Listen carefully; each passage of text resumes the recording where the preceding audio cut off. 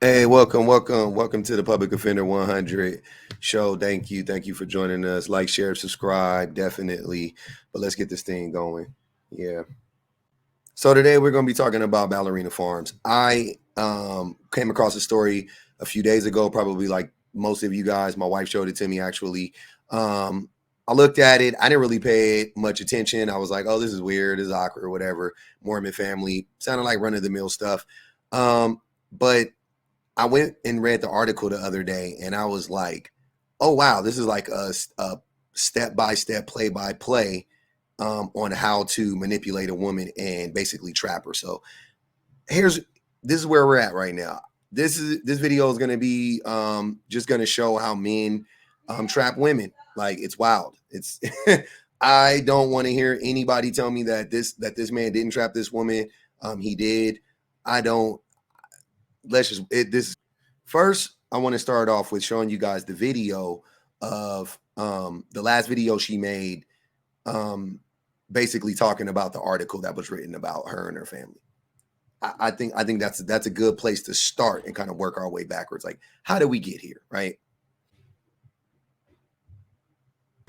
A couple of weeks ago, we had a reporter come into our home to learn more about our family and business. We thought the interview went really well, very similar to the dozens of interviews we had done in recent memory. We were taken back, however, when we saw the printed article, which shocked us and shocked the world by being an attack on our family and my marriage, portraying me as oppressed, with my husband being the culprit. This couldn't be further from the truth. Nothing we said in the interview implied this conclusion, which leads me to believe the angle taken was predetermined. For Daniel and I, our priority in life is God and family. Everything else comes second. The greatest day of my life was when Daniel and I were married 13 years ago. Together we have built a business from scratch. We've brought 8 children into this world and have prioritized our marriage all along the way. We are co-parents, co-CEOs, co-diaper changers, kitchen cleaners, and decision makers. We are one, and I love him more today than I did 13 years ago. We have many dreams still to accomplish. We aren't done having babies. We are excited for our new farm store to open, and I can't wait to see what the future holds for the rest of it. But for now, I'm doing what I love most, being a mother, wife, a businesswoman, a farmer, a lover of Jesus, and making meals from scratch. Now, if you read the article, you would see how that. I mean, what she said. That's her interpretation. I'm sure how. Of course, she would respond that way. But to me, that's not how the article read. I mean, what she's saying didn't happen. It actually happened. And if she didn't say those things, she could easily sue that reporter for liable. But I don't think she can because that reporter had it all recorded. She mentioned in the article she had a tape recorder there. I'm sure that Hannah said all of those things to that reporter. Let's talk about some of the things she said. I got a few highlights from this, right? So a couple things that stood out to me, or a few things that stood out to me, were things like this. The reporter asks her, like, pretty much just like about, she starts to get into like her life, her early life, how did they meet, things of that nature, right? And this is what Hannah says. She says, I left home at 17 and I was so excited to get there. I just love that energy. I'm sorry, she said her goal was New York. So keep that in mind. She lives in rural Utah, but her goal initially was New York. She was born in rural Utah. She escaped rural Utah, got to New York, and that was her goal. So she's in New York. She left home. She says, I left home at 17. I was so excited to get there. I just love that energy. And I was going to be a ballerina. I was a good ballerina. She pauses again. But I knew that when I started to have kids, my life would start to look different. Of course, right? Needless to say. So right off the bat, that was early. I'm like, okay, so she wanted her life that she envisioned for herself was completely different than the life that she had growing up. Keep that in mind. The life she had growing up is the life that she has now. And I mean, way more money, all of that stuff, but very similar life, right? Rural, bunch of kids. She came from a big family. She was like the youngest of 9 kids, yada, yada, yada, right? Okay, cool. Now, This is her husband talking now, right? So her husband says that I saw her and I was ready to go. Sign me up. I was thinking, let's get married. But she wouldn't go on a date with me for 6 months, right? This is when he first saw her. So he sees her. His friend introduces them at a basketball game. He sees her instantly. He's like, sign me up. Not knowing anything about her character, none of that stuff. All he saw was a beautiful woman. This is what I talk about all the time. How men, this man is rich. This man is the son of a billionaire, right? This woman doesn't have a college degree. This woman was living in New York, all of these things. All he saw was a pretty girl. And he's like, sign me up, let's get married. That was all it took for him. That was it. So but men talking about vetting and all of that shit. Men don't vet. Men do not vet. This billionaire saw this woman. He had every resource at his disposal to vet this woman. And he said, nope, sign me up. And she was cautious. Even though he's a billionaire, all that stuff, she was like, nah, 6 months before we go on the first date. Now listen to how diabolical this dude is. One day she mentioned to Daniel, the husband, that she was getting the 5-hour flight from Salt Lake City to New York back to Juilliard. She didn't realize his dad owned the airline. He omitted that from her. So he's on his Coming to America, King Joffrey, Hakeem type shit. He didn't want to tell her, I guess. So Daniel was like, I'm on the same flight. She says, I remember checking in and them saying, you're 5A and you're 5B. I just thought, no way, that's crazy. Daniel smiles. In the interview, Daniel smiles sheepishly. I made a call. He had pull strings at JetBlue, and so began their first date. Like, what? What? Now, I don't know about y'all, but I am a lover of all things romantic rom-coms, right? I love rom-coms. One of my favorite rom-coms is Hitch. Now, if you guys don't know the movie Hitch, Hitch was a movie starring Eva Mendes and Will Smith. Oh, and the dude from King of Queens, I think James something or whatever. I don't remember his name, but you guys know what I'm talking about. Anyways, long story short, Hitch was like somewhat of a dating coach, right? But he was like diabolical in his approach because not only would he coach the men, he would also create like fake situations so that the man could bump into the women or be in close proximity to the women and all of these things. So it was basically like a bunch of manipulation tactics at the end of the day. It wasn't like the men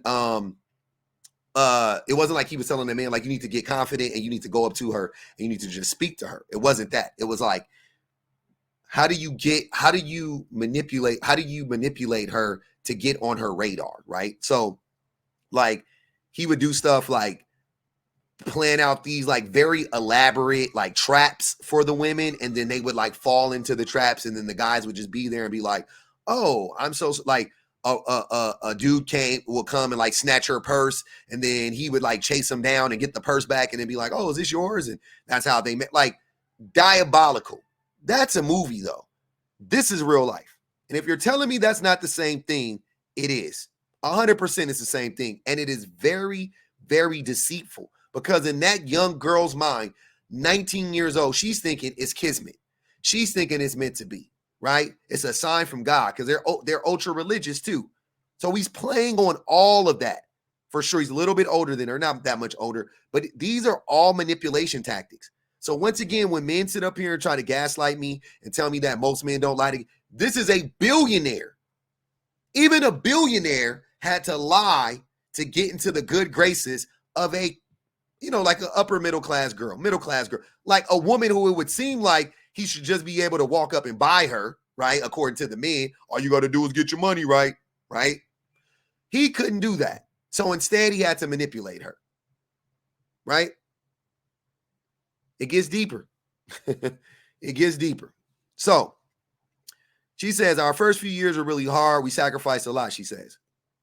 All right. Interesting stuff here. First few years are hard. We sacrificed a lot. Daniel interrupts. We still do. What kind of sacrifices? The reporter asks. Well, I gave up dance, which was hard. You give up a piece of yourself. And Daniel gave up his career ambitions. The reporter, I look out at the vastness and I don't totally agree. Daniel wanted to live in the great Western wilds, so they did. He wanted to farm, so they did. He likes date nights once a week, so they go. They have a babysitter on those evenings, but didn't want nannies in the house. So basically, when it comes to his needs, a date night or whatever, he wants it. He'll pay. He'll do what not pay, but he's cool with having a babysitter in the house. But he won't help her. He won't get her help on a day-to-day by paying a nanny. By the way, like I said, this dude is a billionaire. He's heir to JetBlue. His dad's the CEO of JetBlue and several other airline companies. Right? So he has all the resources in the world. He won't get his wife, who has like 7 kids. He won't get her any help. The only space earmarked, he didn't want nannies in the house. Right? So let's take it back. So they did. He wanted to farm, so they did. He likes date nights once a week, so they go. They have babysitters. They have babysitters on that evening. He didn't want nannies in the house, so they aren't. He doesn't want nannies. I'm sure she didn't mention it. She didn't mention it in the interview, so I'm not going to say that she does. But as we get on, you can tell she really did want nannies. I could tell. The only space earmarked to be Neelam's own, the woman Hannah, a small barn she wanted to convert into a ballet studio, ended up becoming the kids' schoolroom. Happens on men have man caves, women have kitchens, right? That's what they say. Crazy work. Moving on. This is sad, by the way. Like, I read this story. I don't care if this woman's a billionaire or whatever. I feel bad for her. I really did. They have a cleaner, but no child care. Neelam does all the food shopping, kids in tow, 7 kids, small baby, right? And cooks from scratch. And they live in rural Utah. So I'm sure driving, like if you guys live on a farm or if you live in those places, it ain't like they can just go down the street and pick some stuff up from the local mart. You know what I'm saying? I'm sure it's a trek. 7 kids in tow. They don't, and she makes all the meals. She makes all the meals from scratch. They don't do ready-made meals. Despite the more traditional aspects of their relationship, Daniel is a hands-on father. It's the least he could be, taking the kids out to the farm and doing all the laundry. The children prepare to look after each other. The children appear to look after each other quite well too. The oldest kid is 13. The youngest is like 2 years old or something like that. You know what I mean? So, she has some help from the 13-year-old. There are so many that they seem to have become an almost self-sustaining entity. Still, Daniel says Neelam sometimes get this part right here broke my heart. He admitted all of this stuff. I don't know. Y'all remember what she said in the beginning in her video? She's saying that that this reporter is painting this picture out of them, right? She's making it seem like it's a hit piece. But listen to their words. People can try to mask all they want to. This reporter was just clocking them. She was just cutting through the bullshit. She was just noting all the stuff, right? And that's what you got to do. You got to dig sometimes. Hannah and Daniel expected their privilege to protect them. They expected that they would be able to put up this facade, and this reporter was just going to be like, yep, once again, Hannah said, like the dozens of other interviews that we've had, right? And everybody else just writes fluff pieces on them. Shout out to this reporter. She came in like, nah, I'm gonna tell the story. Whatever story is there, I'll tell it. And this is the story she's telling. And I love that she told this story. Still, Daniel says Neelam sometimes gets so ill from exhaustion that she can't get out of bed for a week. Read it again. Still, Daniel says Neelam sometimes gets so ill from exhaustion that she can't get out of bed for a week. Let's go back. They have a cleaner, but no childcare. Neelam does all the food shopping, kids in tow, and cooks from scratch. They do not do ready-made meals. Despite their more traditional aspects of their relationship, Daniel's hands-on father. That's fine. Let's go back one more. Right? What does it say? Daniel Daniel likes date nights once a week, so they go, right? They have a babysitter on those evenings. He didn't want nannies in the house, so there aren't any. Fast forward. Still, Daniel says, Daniel, the husband, is admitting this, that Neelam sometimes gets so ill from exhaustion, she can't get out of bed for a week. Sounds like she needs help. Do you think this woman is so sick, so exhausted that she's ill, that she doesn't want help? That's crazy. Of course she wants help. Of course she does. Duh.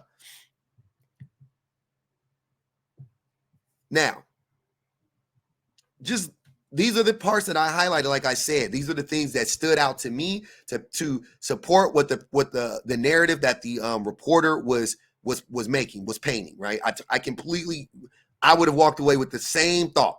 Right now, the bedroom is also where she had her children, with no exception of Henry and Martha, who were born in a hospital. A fact that did not escape some of her followers.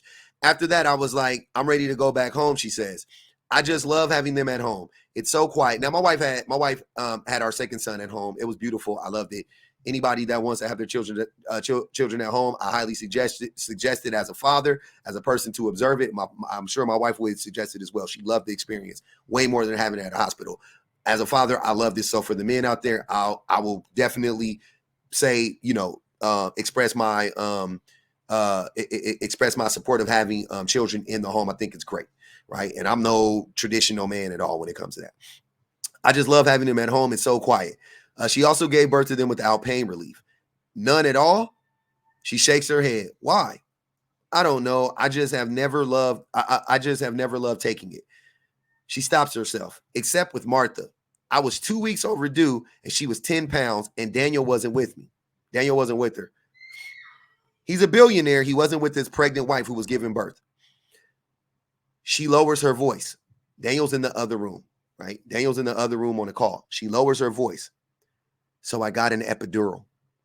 This is what Hannah says to the reporter. She lowers her voice sneakily, quietly. So I got an epidural. And it was an amazing experience. Where was Daniel at that day? The reporter asks. It was shipping day for the meat boxes for their business, and he was manning the crew. Sir, you're a billionaire. Yeah, be with your wife when she's giving birth. I don't care if it's child 7. Doesn't matter. But the epidural was kind of great. She paused. So the reporter asks her, but the epidural was kind of great. She pauses and smiles. It was. I mean, what did you... Do you think we're not clocking this? We're human beings. This lady's no dummy. How much more? How many? These are all smoke signals to me. She's crying out, and I don't even think she knows. This is stuff that I don't think she's not asking for anybody to rescue her. Don't get me wrong, right? She may have. I think at this point she has Stockholm syndrome, but that it's like in the movie Get Out when they put you under the spell. It's like the you in you is like they're in you, and certain things can bring it out of you. And I feel like this interviewer did a decent job of bringing those things out of her, asking her the right questions. Interviewer goes on to say, I want to ask her about birth control, but we are surrounded by so many children. And we are surrounded by so many of her children, and Daniel is back in the room now too. The reporter asks, do you? I pause and look at her fixedly. Planned pregnancies? No, Daniel says. Why with the husband? The husband's been answering for her like constantly throughout this interview.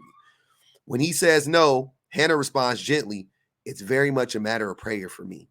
I'm like, God, is it time to bring in, this is Hannah. I'm like, God, is it time to bring in another one to earth? And I've never been told no. I'm sorry. But for whatever reason, it's exactly 9 months after a baby that she's ready for the next one, he says. It's definitely a matter of prayer, she says. Fuck out of here, Hannah. Come on. That man is impregnating you to keep you in a subservient position, even more so than you already are. That's what it is. Why?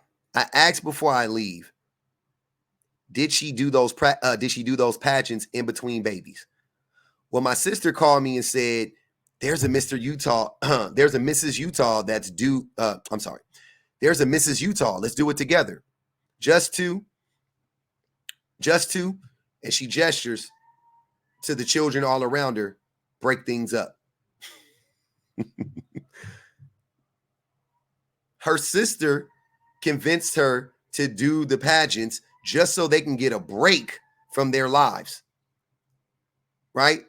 I saw a video, by the way, where it was Hannah's birthday or something like that. She gets a big box. It's a gift. Before she opens it, she says, I hope it's tickets to Greece. She opens it up and it's an apron to put eggs in. So she can put her eggs in her apron while she's cooking. She said out loud, I hope it's tickets to Greece. Her husband is the CEO. Her husband's father is the CEO of JetBlue and other airlines. She can't get tickets to Greece though. You're going to tell me that that's not deliberate? You're going to tell me that that man isn't deliberately keeping her from traveling the world, from going on vacations, from getting a reprieve, from getting any type of break? So bottom line is, this is just an example of how men trap women. He manipulated her from the very beginning. He manipulated her. He hasn't stopped manipulating her. The manipulation tactics still continue. Hannah, she tried to conceal them. The reporter did a great job and brought them out of her. There's only so much you can hide. There's only so much you can hide. You know what I'm saying? If you make content, like I make a lot of content, there's only so much you can hide. People are going to clock things about you, right? When you start to connect the dots, when you piece together the stuff that they don't want you to see, when you put the picture together, it does paint a picture of a woman that is trapped. She sounds like what I would imagine Harrison Bucter's wife sounds like. That man just impregnating you, keeping you locked down with these babies, making sure you don't have any help. He didn't want her to finish school. So we got to do it now. That's what he said he said, so there's a part where he talks about when they first meet, right? He wanted her to he didn't want her to finish school, pretty much. He was like, so he said he pressed her to get married. She was like, I want to finish school, and he was like, nah, that won't work. Why wouldn't that work? Why wouldn't that work? He didn't want her to finish her education. He wanted to take as many options as he could off the table, without a doubt. Without a doubt. This story definitely made me sad. Like I said, it's very, very much like a beacon, a sign, a symbol of how men are so manipulative and how they trap women and how they manipulate women, how they use women and steal their labor, steal their youth. They want to trap the most beautiful women. They want to lock them down. Pretty privilege does not exist. I'm telling you, pretty people, pretty women specifically, they are targets. The target is just bigger for them. That's all it is. Men like him want to trap pretty things. Men like him, when they see pretty flowers, they pluck them. They pluck them. They don't just admire the beauty and just say, oh, that's a beautiful flower. They say, oh, that's a beautiful flower. I should pluck it. I should kill it. I want to pluck it. I want to take it home with me, even though I know it's going to die in a day. I don't care. That's what a lot of men like to do to these women, without a doubt. You guys can't convince me otherwise. This guy was a billionaire. He had to lie. He had to manipulate. He had to coerce. He had to use every sneaky underhanded tactic to get this woman to be his wife's slave. It's not a better example of that out there, as far as I'm concerned.